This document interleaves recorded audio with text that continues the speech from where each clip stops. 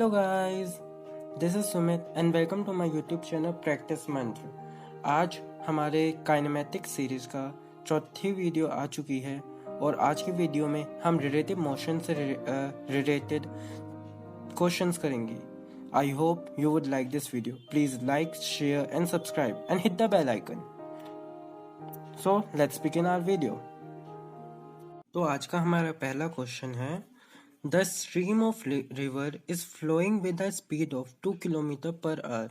A swimmer can swim at a speed of 4 km per hour. तो हमारा question में given क्या क्या है? हमारे पहले क्वेश्चन में हमारे पास हमको ये बताया गया है कि हमारे पास एक रिवर है। उस रिवर की वेलोसिटी हमें दे रखी है VR और एक स्विमर है जिसकी वेलोसिटी हमें दे रखी है VS। हमारी VR की वैल्यू कितनी है? हमारी VR हमें दे रखा है 2 किलोमीटर पर आवर और स्विमर की वेलोसिटी हमारे कितनी दे रखी है? हमें स्विमर की वेलोसिटी दे रखी है 4 किलोमीटर पर आवर। तो हमारे क्वेश्चन में पूछा क्या है? हमारे क्वेश्चन में ये पूछा है कि what should be the direction of swimmer with respect to the flow of river to close the river straight. अब हमारा ये कहा गया है कि जो हमारे स्विमर की वेलोसिटी है, स्विमर की वेलोसिटी किस डायरेक्शन में या फिर उसकी कितनी मैग्नीट्यूड होगी सच दैट कि वो इस रिवर को स्ट्रेट पास कर जाए। स्ट्रेट पास करने के लिए वो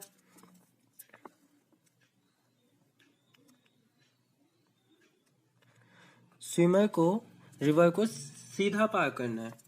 अब सीधा पार करने के लिए उसे क्या करना पड़ेगा?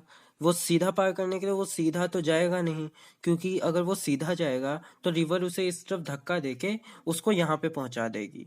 तो उसको इतना डिस्टेंस एक्स्ट्रा ट्रैवल करने से बचाने के लिए, अगर मान लो वो सीधा जाने की कोशिश करता है तो वो सीधा जा रहा है पर रिवर भी इस तरफ धक्का दे रही है, तो वो ऐसे जा रहा है जैसे कि ये स्विमर है, ये यूं जा रहा है और फिर हमारे एक रिवर का, भले ही वो छोटा ही क्यों ना हो, पर वो धीरे धीरे उसे धक्का दे रहा है। तो ये देखिए, ये रिवर ये स्विमर आगे जा रहा है और ये उस तरफ धक्का देती जा रही है।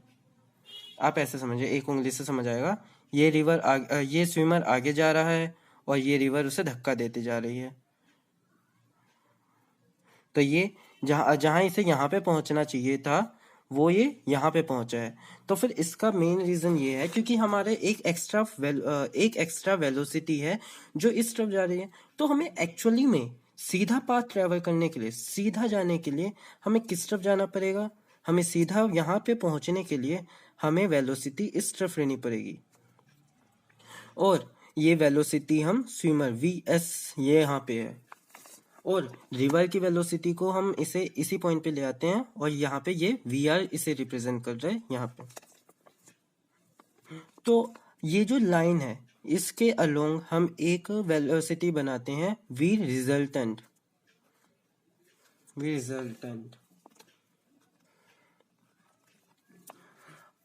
ये VR मतलब V रिवर का है। रिवर की वेलोसिटी हमें VR दे रखी है और रिजल्टेंट वेक्टर हमें ऊपर की तरफ जा रहा है। तो आपने अपने स्कूल में एक चीज तो पढ़ी होगी, आपने वेक्टर तो पढ़ा ही हुआ होगा। तो वेक्टर्स में एक लॉ होता है, पैरेललोग्राम लॉ का ही एक पार्ट है कि जैसे कि हमारे पास एक दो वेक्टर्स हैं, वेक्टर A और वेक्टर B, ठीक है। तो और वेक्टर A और वेक्टर B, इन दोनों ही वेक्टर्स में का जब हम रिजल्टेंट निकालते हैं, इन दोनों ही वेक्टर्स का जब हम रिजल्टेंट निकालते हैं तो वो पैरेललोग्राम के डायगोनल्स पे आता है। वो होता है हमारा पैरेललोग्राम लॉ। पर इसी में अगर हम उस रिजल्टेंट वेक्टर का एंगल निकालना चाहें तो ये है रिजल्टेंट वेक्टर। अगर हम इस एंगल अल्फा को निकालना चाहें और हमारा ये जो इन दोनों वेक्टर्स के बीच का एंगल है, लेट्स से इट थीटा, तो हमारा एक tan अल्फा का फॉर्मूला होता है B sin थीटा अपॉन में A plus B cos theta, ये हमारा फॉर्मूला होता है। अब यही चीज जो ये हमारा tan अल्फा का फॉर्मूला है, अब यही चीज हम इस डायग्राम में लगाते हैं। इस डायग्राम में देखिए अल्फा क्या है। अल्फा हमारे पास एक ये वी आर वैक्टर है, एक ये वी एस वैक्टर है और ये रिजल्टेंट वैक्टर है। तो हमारा जो ए वैक्टर का काम कर रहा है वी आर कर रहा है और बी वैक्टर का काम वी एस कर रहा है और जो रिजल्टेंट वैक्टर है वो सीधी लाइन है। तो यहाँ पे ये जो अल्फा है वो कितना होगा, यहाँ पे देखिए ये एंगल है, स्ट्रेट लाइन है, तो मतलब ये एंगल 90 डिग्री होगा। तो here alpha is equals to 90 degree और इस पूरे को लेट्स से थीटा कह देते हैं हम, क्योंकि क्वेश्चन में थीटा है, मतलब फॉर्मूले में थीटा लिखा होता है ज्यादातर, इसलिए मैं इसे थीटा कह रहा हूँ। इस पूरे को वी एस और वी आर के बीच में जो एंगल है मैं उस पूरे ही एंगल को थीटा कह रहा हूँ। लेट्स से कहाँ लिखूं, यहाँ पे थीटा, ये पूरा एंगल। ड्राइंग अच्छी नहीं है चलो कुछ दिनों में आदत हो जाएगी तो मैं अच्छी ड्राइंग बनाने की कोशिश करूंगा, अभी इससे ही काम चला लो। तो यहाँ पे अब हमें tan अल्फा का फॉर्मूला हमें पता है, यहाँ पे अल्फा 90 है और बाकी सारी चीजें दे रखी है। तो अब हम क्या करते हैं, अब हम यहाँ पे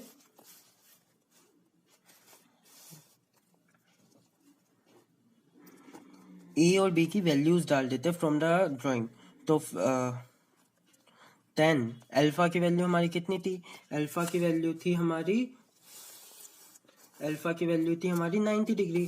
तो tan 90 is equals to B का काम कौन कर रहा था हमारा, यहाँ पे देखिए बी का काम जो बी साइन थीटा है, मतलब बी हमारा ये वाला कॉम्पोनेंट है जिसका काम वी एस कर रहा है। तो यहाँ पे आ जाएगा V S sign theta upon में ए का काम V are plus V S cos theta. तो 1090 की वैल्यू क्या होती है, इन्फिनिट नॉट डिफाइंड होती है। पर नॉट डिफाइंड क्यों होती है, क्योंकि उसकी एक्चुअल वैल्यू होती है 1/0, इसलिए तो नॉट डिफाइंड होता है क्योंकि 0 से डिवाइड कर रहे हैं। तो इसी को आगे v S sign theta upon में v are plus V S cos theta. तो अब इसको क्रॉस मल्टीप्लाई कर देते हैं, तो we are plus V S cos theta is equals to 0। तो यहाँ पे कोस थीटा की वैल्यू कितनी आ गई, minus V R by V S. अब ये देखिए वी आर की वैल्यू हमें क्वेश्चन में कितनी दे रखी है, वी आर की वैल्यू हमें रिवर की स्पीड हमें कितनी दे रखी है 2 किलोमीटर पर आवर, तो -2 किलोमीटर पर आवर। और स्विमर की स्पीड हमें कितनी दे रखी है, swimmer can swim at the speed of 4 kilometre per hour by 4। तो हमारा कोस थीटा कितना हो जाएगा, -½ तो थीटा की वैल्यू हमारी कितनी हो जाएगी, थीटा की वैल्यू हो जाएगी 2π/3। तो हमारे पहले क्वेश्चन का आंसर है ऑप्शन बी 120 डिग्री। हमारा नेक्स्ट क्वेश्चन है ship A is sailing towards north east. तो डायरेक्शन क्योंकि दे रखे हैं इससे मैं सबसे पहले अपने डायरेक्शंस बना दूंगा। तो हमारा सबसे पहले होता है नॉर्थ होता है ऊपर की तरफ, साउथ नीचे, ईस्ट राइट में और वेस्ट लेफ्ट में। तो हमारा क्या कह रखा है कि ship A is sailing towards north east with velocity 30 i cap plus 50 j cap kilometre per hour, where i cap points east and j cap points north. तो इसका मतलब क्या है कि जो हमारा ईस्ट है उसका जो यूनिट वेक्टर एसोसिएट कर रहा है, मतलब जो ईस्ट डायरेक्शन में जो यूनिट वेक्टर एसोसिएट कर रहा है उसे मैं कह रहा हूँ आई कैप, और जो नॉर्थ डायरेक्शन में एसोसिएट कर रहा है उसे कह रहा हूँ मैं जे कैप। तो अब हमारे क्वेश्चन में हमें सबसे पहले दे रखे है शिप ए की वेलोसिटी हमें दे रखी है, और हमारी नेक्स्ट लाइन है ship B is at distance of 80 kilometre east and 150 kilometer north of ship A and is sailing towards west of 10 kilometer per hour. A will be at minimum distance from B. तो हमारे यहाँ पे कहीं पे भी ship ए का coordinates ना हमें दे रखे हैं, और हमारा हमारा जो शिप बी है उसका कोऑर्डिनेट हमें दे तो रखा है पर शिप ए के रिस्पेक्ट में। तो इसलिए मैं यहाँ पे शिप ए को ओरिजिन रेफर करूंगा, क्योंकि यहाँ पे सारी चीजें शिप ए के रेफरेंस में होगी। इसलिए शिप ए के जो ओरिजिनल या फिर इनिशियल पोजीशन को मैं ओरिजिन पे लेट करूंगा, ठीक है। तो यहाँ पे मेरा शिप ए है, तो इसकी वेलोसिटी हमें दे रखी है वी वेक्टर की वैल्यू कितनी है 30 आई कैप प्लस 50 जे कैप, और हमारा शिप भी जो है उसकी पोजीशन क्या दे रखी है 80 किलोमीटर ईस्ट, मतलब ईस्ट की डायरेक्शन में 80 किलोमीटर, यहाँ पे मान लीजिए ये 80 है, और नॉर्थ की डायरेक्शन में कितना है 150 किलोमीटर, इसे थोड़ा और 150 किलोमीटर। तो 150 किलोमीटर नॉर्थ जा रहा है और 80 किलोमीटर ईस्ट जा रहा है, तो फिर यहाँ पे हमारा शिप बी है। और अब हमें आगे क्या कह रखा है कि हमें शिप बी की जो वेलोसिटी है वो -10 है, -10 आई कैप। अब -10 आई कैप क्यों लिखा मैंने, क्योंकि उसमें क्वेश्चन में कहा है कि जो शिप बी की वेलोसिटी है, जो क्वेश्चन में कहा है कि जो शिप बी है वो सेल कर रहा है towards west at 10 kilometre per hour, वो वेस्ट की तरफ जा रहा है 10 किलोमीटर पर आवर। और अगर मैं ईस्ट को आई कैप ले रहा हूँ तो उसके ठीक अपोजिट वेस्ट को मैं क्या लूंगा माइनस आई कैप, और जब मैं नॉर्थ को जे कैप ले रहा हूँ तो उसके ठीक अपोजिट साउथ को मैं क्या लूंगा माइनस जे कैप। तो फिर वही है कि हमें 10 मैग्नीट्यूड दे रखा है पर वो वेस्ट की तरफ जा रहा है, इसलिए हमने उसे -10 आई कैप से डिनोट किया है। तो ये दोनों ही हमें वेलोसिटी क्वेश्चन में दे रखी है।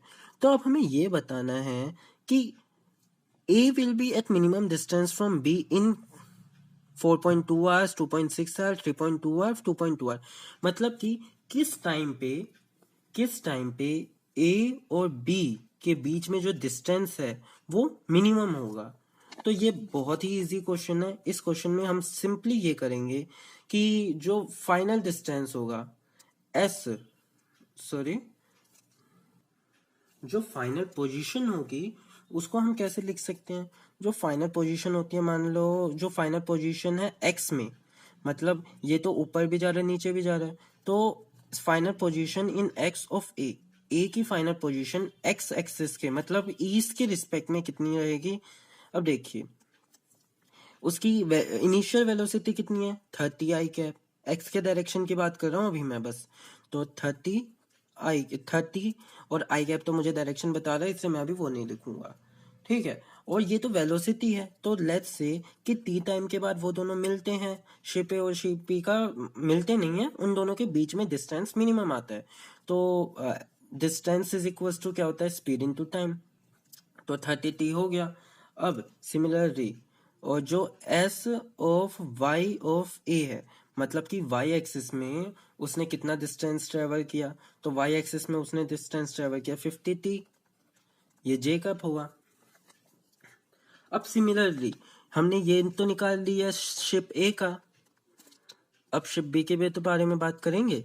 शिप बी में जो हमारा डिस्प्लेसमेंट हो डिस्टेंस ट्रेवल करेगा शिप बी एक्स डायरेक्शन में, वो कितना होगा,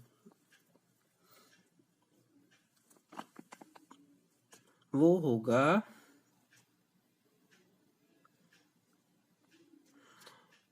-10, क्योंकि वेलोसिटी -10 है, और t। अब आप एक चीज बताइए, ये जो हमने ए के बारे में जब मैं बात कर रहा था तो मैंने distance travel in x direction को 30t है, तो मतलब ये अभी ओरिजिन पे है, तो ओरिजिन से 30t ये आगे गया एक्स डायरेक्शन में, और ओरिजिन से 50t ऊपर गया ये वाई डायरेक्शन में। सिमिलरली तो फिर इसका जो ये है ये ए ओरिजिन पे है, तो जितना ये इधर ट्रेवल किया और जितना ये ऊपर ट्रेवल किया उतना तो इसके कोऑर्डिनेट्स हो गए, तो ये जो 30t और 50t है ये तो उसके कोऑर्डिनेट्स भी मैं कह सकता हूँ, ठीक है। सिमिलरली जब एस एक्स बी की बात कर रहे हैं तो ये तो ओरिजिन पे है नहीं, इसलिए मैं इसे तो बिल्कुल भी नहीं कह सकता कि ये बी पॉइंट के फाइनल कोऑर्डिनेट्स हैं। तो बी पॉइंट के फाइनल कोऑर्डिनेट्स मैं कैसे निकालूंगा? तो बी पॉइंट्स के फाइनल कोऑर्डिनेट्स के लिए आप ये देखिए, ये इनिशियली कहाँ पे है, एक्स के बारे में बात कर रहे हैं हम बस, क्योंकि वाई के तो उसकी वेलोसिटी है ही नहीं, तो वो सीधा चलेगा बस, तो वाई में तो वो 150 का 150 पे ही रहेगा। तो जो कोऑर्डिनेट्स है, coordinates of B, final coordinates of B को हम कैसे बता सकते हैं कि 80 पे है और वो -10t डायरेक्शन उसने इधर चला है, तो 80 -10t। आपको समझ आया? क्योंकि 80 कोऑर्डिनेट पे तो वो था, यहाँ पे देखिए 80 कोऑर्डिनेट पे तो वो था, अब -10t इतना डिस्टेंस मान लीजिए, तो उसके फाइनल पॉइंट्स तो हो गए, ये होगा ना ए से यहाँ तक का डिस्टेंस, यहाँ से यहाँ तक का, तो इस कोऑर्डिनेट्स को क्या कहेंगे, 80 -10t। 80 यहाँ तक था, 80 में से ये पॉइंट हटा दिया, तो ये बचा यहाँ से यहाँ तक का कोऑर्डिनेट। तो इसलिए फाइनल कोऑर्डिनेट ऑफ बी तो 80 -t हो गया, और final coordinates of A 30t और 50t ही रहेगा, क्योंकि हमारा ए जो है वो ओरिजिन पे था। तो हमारे पास फाइनल कोऑर्डिनेट्स तो आ गए। मैं एक बार ए के भी फाइनल कोऑर्डिनेट्स लिख देता हूँ। फाइनल कोऑर्डिनेट्स मैं दोनों के ही लिख देता हूँ। ए का कोऑर्डिनेट तो हो जाएगा 30t, और वाई डायरेक्शन में कितना है 50t, और बी का कोऑर्डिनेट कितना होगा 80 -10t, और वाई डायरेक्शन में, और वाई नोट में वो कहाँ पे है, नोट में भले ही वो कांस्टेंट एक ही जगह पे है, पर है तो वो 150 पे ना, तो यहाँ पे हो जाएगा वो 150। अब इस क्वेश्चन का लास्ट पार्ट, अब हमें ये दो पॉइंट्स दे रखे हैं, इन दोनों के बीच का डिस्टेंस हमें मिनिमम करना है। तो मिनिमम करने के लिए हम क्या करेंगे, डिस्टेंस फॉर्मूला लगा देंगे। तो मैं उसे डी से रिप्रेजेंट करता हूँ दोनों के बीच के डिस्टेंस को, तो वो होगा √, इसे मैं x1 कह देता हूँ, इसे मैं x2, इसे मैं y1 और इसे y2 कह देता हूँ। तो डिस्टेंस फॉर्मूला क्या होता है, √x2 - x1 प्लस का whole square plus y2 - y1 का होल स्क्वायर। तो x2 80 -10t -30t का होल स्क्वायर प्लस 150 -50t का होल स्क्वायर। अब यहाँ पे हमारा क्वेश्चन क्या कह रहा है, क्वेश्चन ये कह रहा है कि हम आखिर ऐसा t की क्या मिनिमम वैल्यू लें जिसकी वजह से जो हमारा d है, मतलब distance between those two points है, वो मिनिमम हो जाए। तो इसके लिए एक कॉन्सेप्ट लगता है जिसमें हम इसका डिफरेंशिएशन करते हैं, और फिर t की उसे 0 से इक्वेट कराने के बाद उससे t की वैल्यू निकालेंगे। तो ये कॉन्सेप्ट मैं आपको एक बार बता देता हूँ जितना इस क्वेश्चन के लिए ज़रूरी है। बाकी आप ज़्यादा चिंता ना करें, क्योंकि ये क्लास 12 का एक टॉपिक है जिसे आप उस वक्त बहुत अच्छे से समझ जाएंगे। तो इस कॉन्सेप्ट में मान लीजिए y is equal to ax² bx plus c है, दे रखा है आपको, ठीक है, और आपको x की कोई ऐसी वैल्यू बतानी है जिससे y हमारा मिनिमम हो जाए। तो इसके लिए हम सिर्फ इतना करेंगे कि हम y का डेरिवेटिव करेंगे x के रिस्पेक्ट में, और फिर इसके बाद यहाँ पे क्या आएगा 2ax प्लस b, और c का डेरिवेटिव 0 हो जाएगा। तो इसीलिए, और फिर उसके बाद हमें क्या करना है, ऐसी x की वैल्यू निकालनी है जिसकी वजह से y 0 वो मिनिमम आ जाए। तो उसके लिए हम dy/dx, मतलब कि जो इसका डेरिवेटिव है, उसे 0 के साथ इक्वेट करवाएंगे, 2ax प्लस b। तो जो ये हमारी इक्वेशन आई है, इसमें हम इसको 0 के साथ इक्वेट कर देंगे, और फिर यहाँ से x की वैल्यू की निकाल देंगे, x की वैल्यू -b/2 है। तो यही बात है, यही चीज़ हमें हमारे नॉर्मल इक्वेशन में भी करनी है। तो हमारी इक्वेशन कितनी आई, क्या आई थी, हमारी इक्वेशन आई थी d is equals to √80 -10t, और -30t को -40t लिख सकता हूँ मैं, -40t का होल स्क्वायर प्लस 150 -50t का होल स्क्वायर। अब एक चीज मैं आपको और बताता हूँ, उसमें ये है कि अगर मेरी को कि टी की किसी वैल्यू पे डी जो है डिस्टेंस है वो मिनिमम मिल रहा है, तो टी की उसी वैल्यू पे मुझे डिस्टेंस का स्क्वायर भी मिनिमम मिलेगा। तो इसलिए मैं इस स्क्वायर रूट को इस तरफ ला सकता हूँ। तो D square is equals to 80 minus 40t का whole square plus 150 minus 50t का होल स्क्वायर। अब मैं डी स्क्वायर को z कह देता हूँ, क्योंकि जहां पे d का मिनिमम होगा वहीं पे भी डी स्क्वायर का भी मिनिमम होगा। इसलिए तो मैं दोनों ही तरीके से अगर मैं t निकालता हूँ तो वो सेम ही आएगा। तो मैं अब डेरिवेटिव करता हूँ z का विद रिस्पेक्ट टू टाइम। तो हमने टाइम इसलिए किया क्योंकि हमें t की वैल्यू निकालनी है। अगर यहाँ पे y होता तो हम y के रिस्पेक्ट में डेरिवेटिव करते, अगर यहाँ पे z होता तो z के रिस्पेक्ट में, c होता तो c के रिस्पेक्ट में डेरिवेटिव करते। तो D Z by D T कितना होगा। अब डेरिवेटिव के लिए पहले ब्रैकेट को सॉल्व करेंगे चेन रूल के हिसाब से। 2 इंटू में 80 माइनस 40t। अब अंडर वाले का डेरिवेटिव मल्टीप्लाई करेंगे तो 80 का डेरिवेटिव तो जीरो आएगा, कांस्टेंट है क्योंकि वो। अब माइनस 40t का डेरिवेटिव t एक है तो माइनस 40 आ जाएगा, मल्टीप्लाई में ही आता रहेगा ये। और अब हमारे अगली चीज जो है वो है प्लस 2 इंटू में 150 माइनस 50t। अब 50t का डेरिवेटिव क्या होगा, 50t का डेरिवेटिव होगा माइनस 50। अब ये देखिए D Z by D T को मैं क्या लिख सकता हूँ, अगर मुझे t की वैल्यू निकालनी है तो डेरिवेटिव वो जो रूट मैंने आपको अभी बताया है उसके लिए D Z by D T को मैं ज़ीरो लिखूंगा। और zero into equals to 2 into में 80 minus 40t minus 40 plus 2 into में 150 माइनस 50t माइनस 50, ये सब मल्टीप्लाई में है।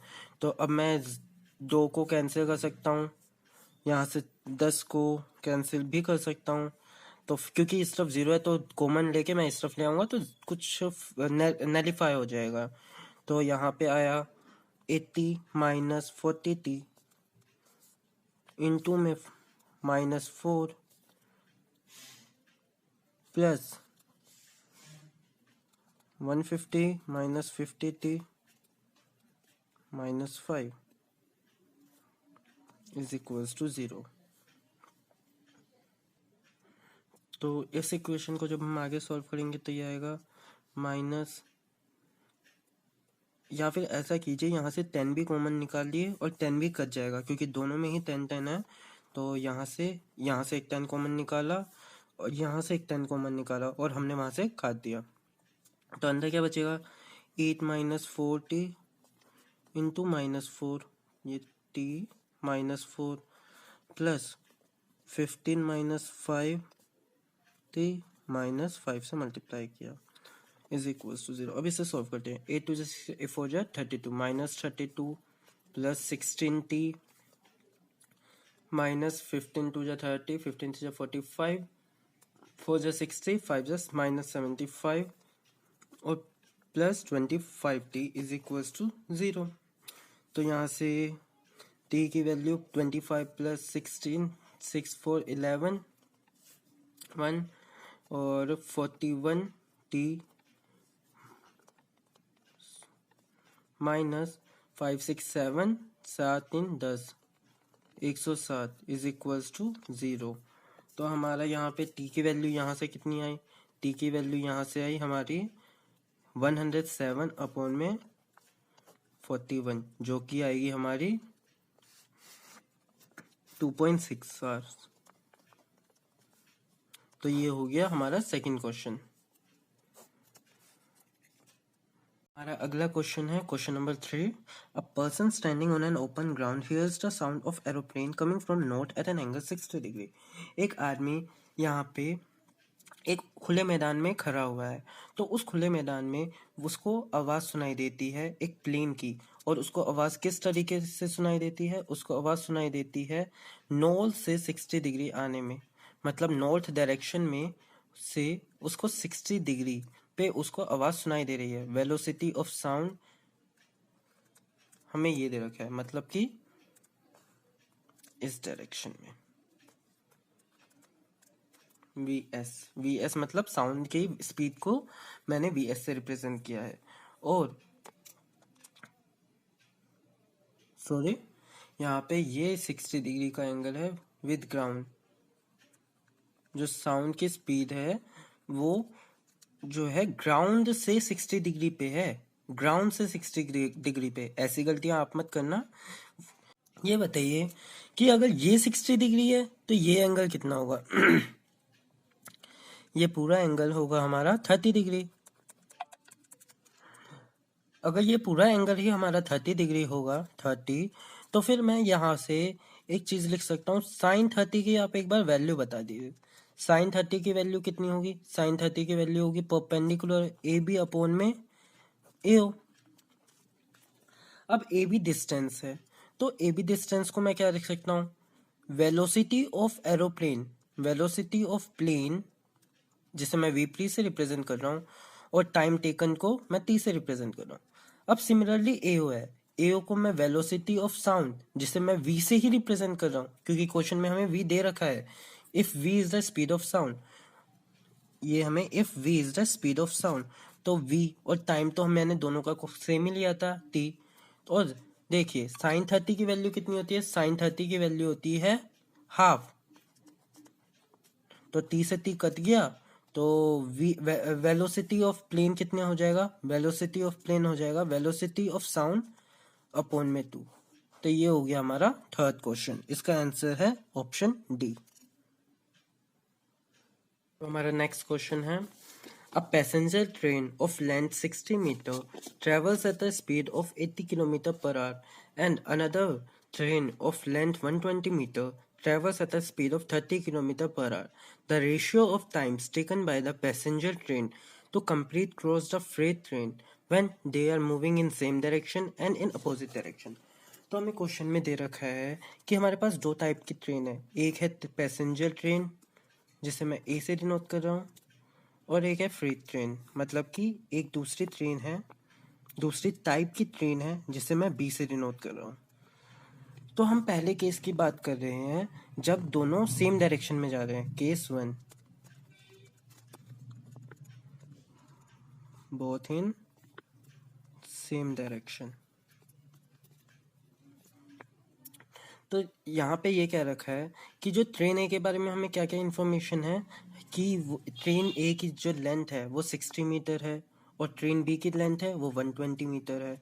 ट्रेन ए की स्पीड जो है वो 80 किलोमीटर पर आवर है और ट्रेन बी की स्पीड है वो 30 किलोमीटर पर आवर है। तो हमें ये कह रखा है कि मान लीजिए दोनों ही ट्रेन सेम डायरेक्शन में जा रही है, तो जो टाइम जो ए ट्रेन ए है इस पूरी ट्रेन को कवर अप करने में उसे कितना टाइम लगेगा वो हमें बताना है। तो यहाँ पे सबसे पहले आप ये बताइए कि ट्रेन ए, अगर ये ट्रेन ए पूरी है तो इसको इस ट्रेन बी को पूरी तरह से कवर अप करने के लिए कितना डिस्टेंस ट्रेवल करना पड़ेगा। सबसे पहले तो आप ये देखिए, पहले इतना डिस्टेंस तो उसे ट्रेवल करना ही पड़ेगा। अब मान लीजिए कि ट्रेन का ए का ये मुंह है, मतलब फ्रंट वाला इंजन है, ये इंजन है, ठीक है। अब इंजन यहाँ से आई, यहाँ पे आई, यहाँ पे आई, और इंजन मान लीजिए यहाँ तक पहुंचा। यहाँ तक पहुंचने में उसने 120 मीटर तो ट्रेवल कर ही लिया इंजन ने, पर उसका सिर्फ इंजन इससे आगे गया है, पर वो पूरी ट्रेन कब आगे जाएगी? जब उसका ये बैक एंड ये भी इससे आगे चले जाएगा।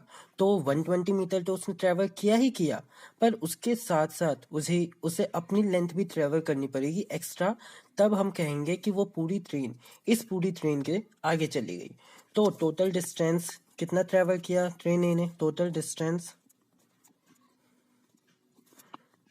ट्रेवल बाय ए इज, कितना ट्रेवल किया? 120 प्लस 60 मीटर एक्स्ट्रा। ये इंजन यहाँ से यहाँ तक पहुंचने में 120, पर उसे यहाँ ये बैक एंड भी ट्रेवल करवाना है, तो इसलिए 60 मीटर एक्स्ट्रा, तो ये हो गया 180 मीटर। अब हम ये बताएंगे कि इसकी वेलोसिटी कितनी मानी जाएगी। Velocity of A with respect to B हमने विद रिस्पेक्ट टू बी क्यों कहा?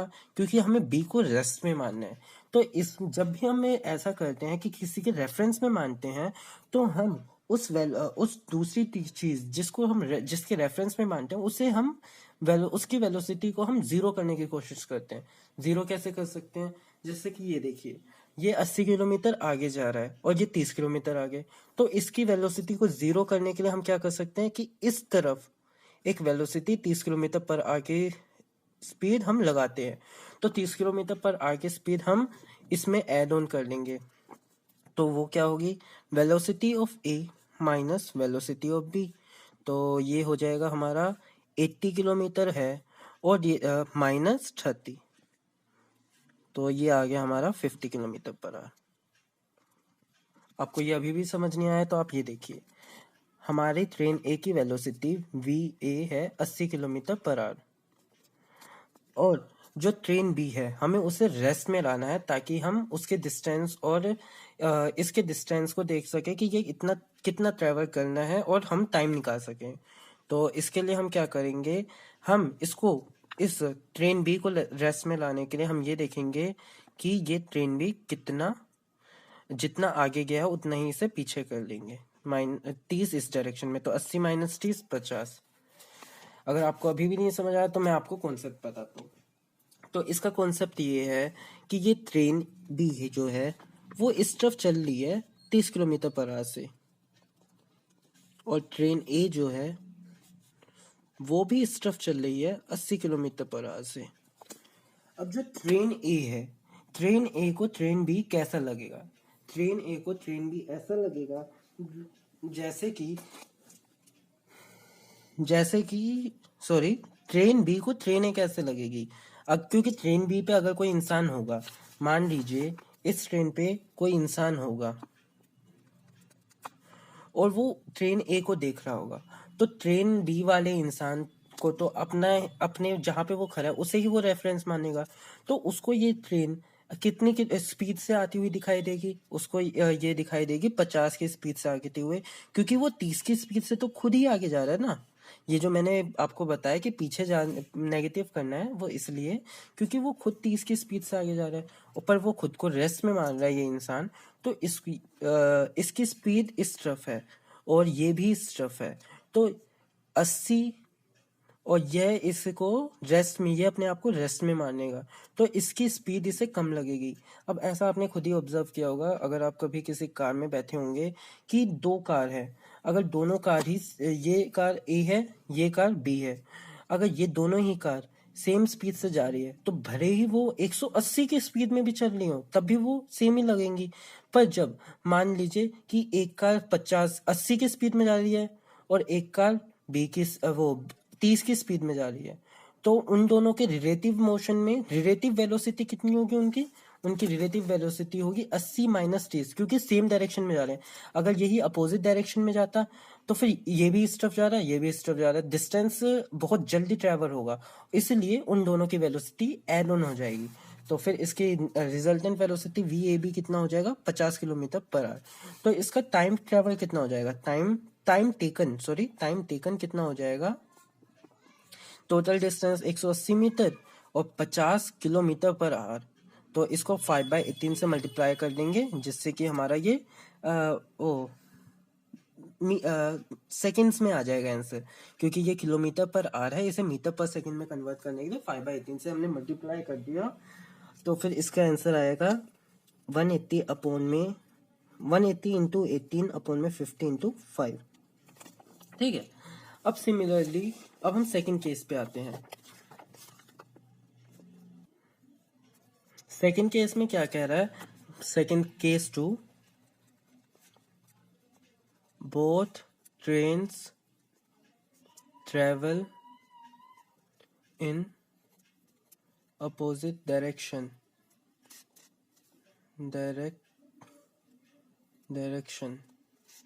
तो यहाँ पे ये कह रहा है कि दोनों ही ट्रेन अपोजिट डायरेक्शन में चल रही है। तो ट्रेन ए ये है और ट्रेन बी ये है। अब ये इस तरफ जा रही है, ये इस तरफ जा रही है, तो V A with respect to B is equals to V A plus V B. हमने वेलोसिटी को प्लस इसलिए किया क्योंकि ये दोनों ही रिलेटिवली एक दूसरे को अपोज कर रही है, ये दोनों अपोज नहीं कर रही। इन दोनों की वेलोसिटी ऐड ऑन हो जाएगी जब मान लीजिए ये धीरे धीरे ऊपर आ रहा है, ये भी धीरे धीरे ऊपर जा रहा है, तो एक साथ तो दोनों ही डिस्टेंस ट्रेवल कर रहे हैं ना, तो इसलिए ये आप मेरी बात समझ रहे हैं ना कि ये मेरी ये उंगली इस तरफ जा रही है, अगर सिर्फ ये उंगली जाती तो फिर ये इस तरफ इसकी स्पीड इसकी वी ऑफ फर्स्ट उंगली।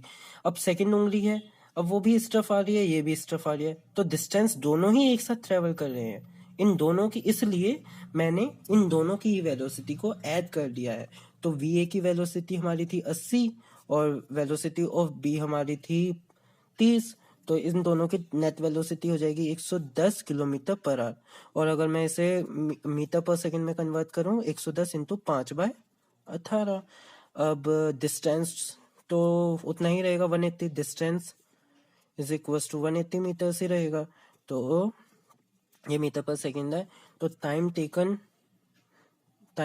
इन second case is equals to 180/110 into 5 into में 18। अब time taken in first case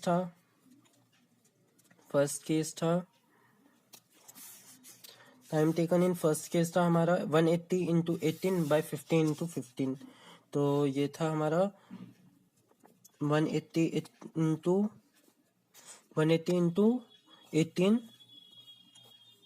upon में 50 इंटू 15। तो इन दोनों का रेशियो कितना होगा, 30 फर्स्ट केस अपॉन में 30 सेकंड केस। ये हो जाएगा, फर्स्ट केस की वैल्यू थी 180 इंटू 18 अपॉन में 50 इंटू 15 इंटू में, अब सेकंड केस की वैल्यू जो थी वह नीचे लिख देंगे, 180 इंटू में 18 अपॉन में, मतलब ऊपर की तरफ 110 इंटू में 5, तो ये पूरा तो ये कैंसिल हो गया, और 10 से 10 कैंसिल हो गया, 5 से 5 कैंसिल हो गया।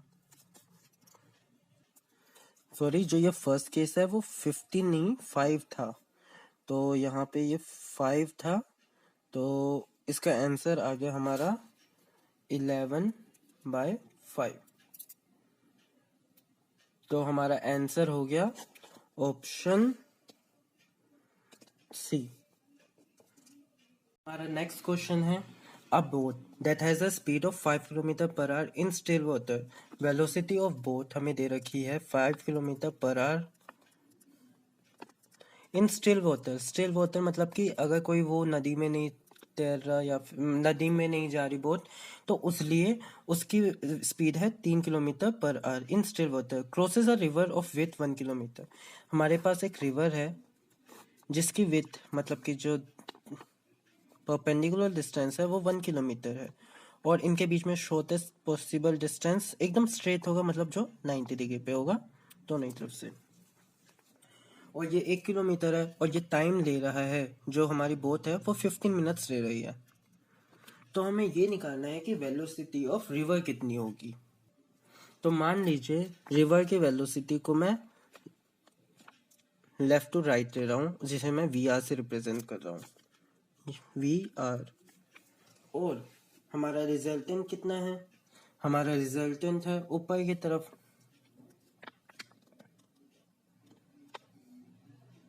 ये हमारा वी रिजल्टेंट है।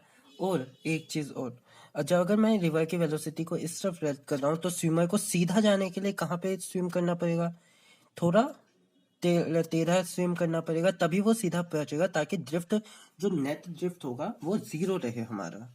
ठीक है, तो ये मैं वी ऑफ बोट को मैं वी बी से रिप्रेजेंट कर रहा हूँ, और इसमें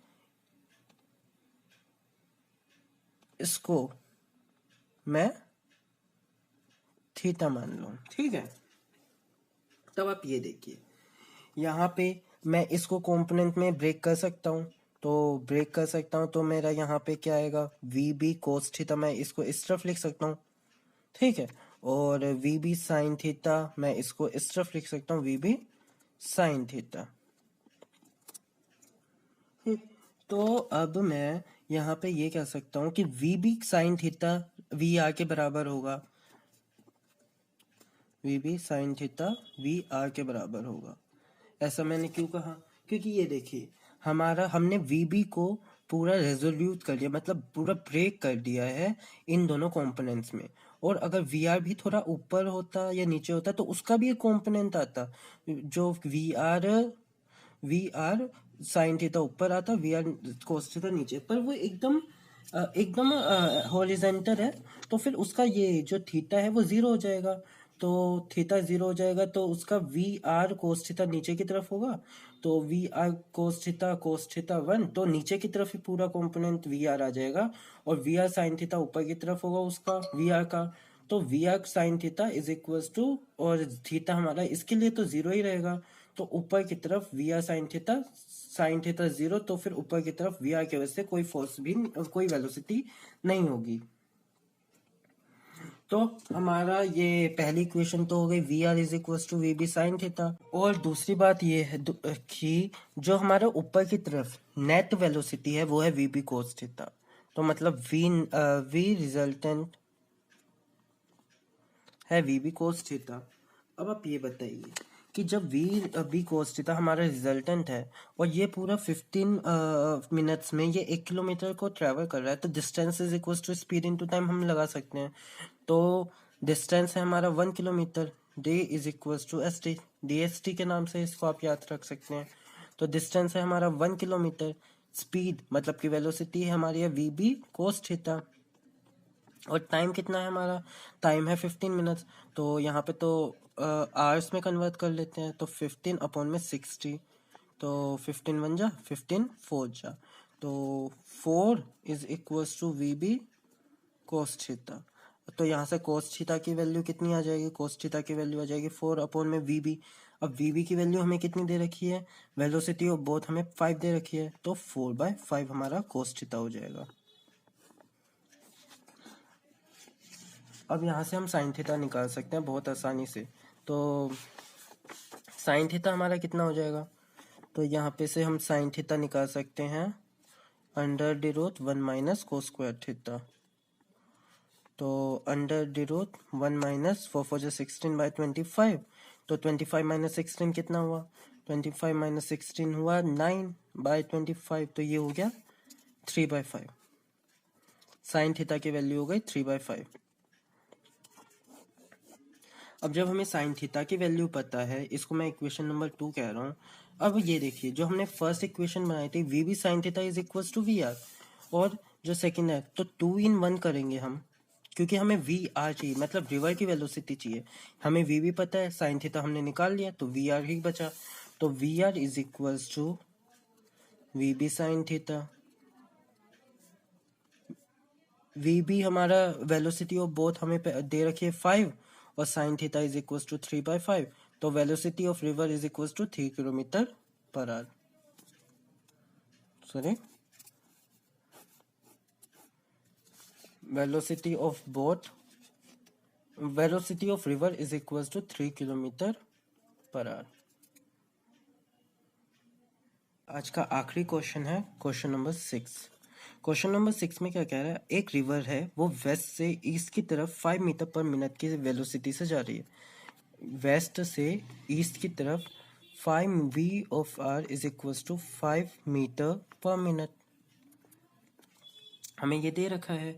और हमें आगे क्या कह रखा है कि एक आदमी जो कि साउथ बैंक ऑफ रिवर है, मतलब कि ये रिवर है मान लीजिए, तो एक आदमी जो कि रिवर के साउथ की तरफ, मतलब ये साउथ ये नॉर्थ, तो जो एक आदमी जो रिवर के साउथ की तरफ है उसकी कैपेबिलिटी है velocity of swimmer is equals to कि वो 10 मीटर पर मिनट की वेलोसिटी से तैर सकता है रुके हुए पानी में। और वो चाहता है कि वो नदी को क्रॉस कर ले एकदम सबसे वो कम टाइम में। तो सबसे कम टाइम में ट्रैवल करने वो कवर करने के लिए उसे सबसे कम डिस्टेंस ट्रैवल करना पड़ेगा। सबसे कम डिस्टेंस तो ये स्ट्रेट लाइन ही होगी, स्ट्रेट लाइन जो दोनों ही तरफ 90 डिग्री बनाती है। तो वेलोसिटी ऑफ रिवर अगर ये मैं यहाँ पे ले आऊँ, क्योंकि वेक्टर्स को हम वेक्टर्स ये फ्री वेक्टर्स है और फ्री वेक्टर्स को हम पैरेलली ट्रांसफर कर सकते हैं। तो ये नदी इस तरफ जा रही है, तो स्विमर को सीधा जाने के लिए उसे एक एंगल किसी एंगल थीटा पे स्विम करना पड़ेगा विद नॉर्थ डायरेक्शन वाली लाइन से। तो फिर हमें ये निकालना है कि वो किस डायरेक्शन में स्विम करे, हमें वही बताना है कि वो किस डायरेक्शन में स्विम करे विद द हॉरिजॉन्टल। तो ये बात ये है कि हम सबसे पहले ये देखते हैं कि यहाँ पे हमने अभी थोड़ी देर पहले एक नई कॉन्सेप्ट पढ़ा था जिसमें हमारा पास अगर दो वेक्टर ए और बी दे रखे होते हैं और उन दोनों के बीच में एंगल थीटा होता है, तो जो रिजल्टेंट आता है पैरेललोग्राम लॉ से, उसमें जो उसका एंगल अल्फा होता है, तो उसमें एक इक्वेशन आती है tan alpha is equals to B sine theta upon में A plus B cos theta. तो ऊपर में भी ऐसा ही हो रखा है, बस यहाँ पे जो बी का काम है वो वीएस कर रहा है, वेलोसिटी ऑफ स्विमर, और जो रिवर का काम है वो ए का काम है वो रिवर कर रही है, और रिजल्टेंट फैक्टर का काम ये हमारा रिजल्टेंट मतलब जिस डायरेक्शन में स्विमर स्विम करना चाहता है वो कर रहा है। तो फिर यहाँ पे जो हम इन आवर क्वेश्चन ये रिजल्टेंट है ये वाली लाइन, क्योंकि हमारा जो स्विमर है वो इस डायरेक्शन में स्विम करना चाहता है। तो इसका हमारा वी आर के साथ क्या एंगल है 90 डिग्री। तो alpha is equals question alpha is equals to 90 degree, A is equals to V R, B is equals to V S. ठीक है, तो अब हम क्या करेंगे कि यहाँ पे ये जो जो वैल्यूज है वो इस फॉर्मूले में डाल देंगे। तो 1090 B V S sign theta, sorry ये जो मैंने थीटा लिया ये तो ये नाम रखे हुए हैं, यहाँ पे मैंने इसे थीटा लेट किया, यहाँ पे ये थीटा है। ये मत कहना कि ये दोनों थीटा कैसे हो सकते हैं, ये तो मैंने सिर्फ लेट किया है कि मैंने यहाँ पे लेट कर लिया। अब यहाँ पे मैं इसे थीटा डैश कह सकता हूँ, तो यहाँ पे B sine theta dash B cos theta dash. तो यहाँ पे थीटा डैश कितना होगा 90 प्लस थीटा, ये पूरा ही एंगल थीटा डैश होगा। तो 10 यहाँ पे ना नीचे लिख देता हूँ 1090 is equals to V S sign 90 plus theta theta, क्योंकि मैंने ये इस पूरे को थीटा लिया और यहाँ पे थीटा डैश की वैल्यू है 90 प्लस थीटा अपॉन में यहाँ पे आएगा V are plus V S cos 90 plus theta. अब 1090 की वैल्यू तो हम जानते हैं 1/0 होती है, v S sign 90 plus theta upon में v are plus V S cos 90 plus theta. तो 0 वहां पे जाके मल्टीप्लाई हो गया तो 0 पहुंचा, तो V S cos 90 plus theta is equals to, यहाँ पे ये 0 उस तरफ हो गया प्लस यहाँ पे वी आर भी आएगा। तो यहाँ पे कोस 90 प्लस थीटा कितना हो जाएगा 90 प्लस थीटा हो जाएगा minus V R by V S. अब ये देखिए वेलोसिटी ऑफ रिवर हमें कितनी दे रखी है 5 metre per second, sorry 5 metre per minute, और वेलोसिटी ऑफ स्विमर हमें कितना दे रखा है 10। तो कोस 90 प्लस थीटा कितना हो गया कोस 90 प्लस थीटा माइनस हाफ हो गया। अब 90 प्लस थीटा की वैल्यू कितनी हो जाएगी 90 प्लस थीटा की वैल्यू कितनी हो जाएगी 2π/3, क्योंकि इस पूरे को मैं थीटा डैश की तरह लेता हूँ तो थीटा डैश हमारी 2π/3 हो गया। अब यहाँ से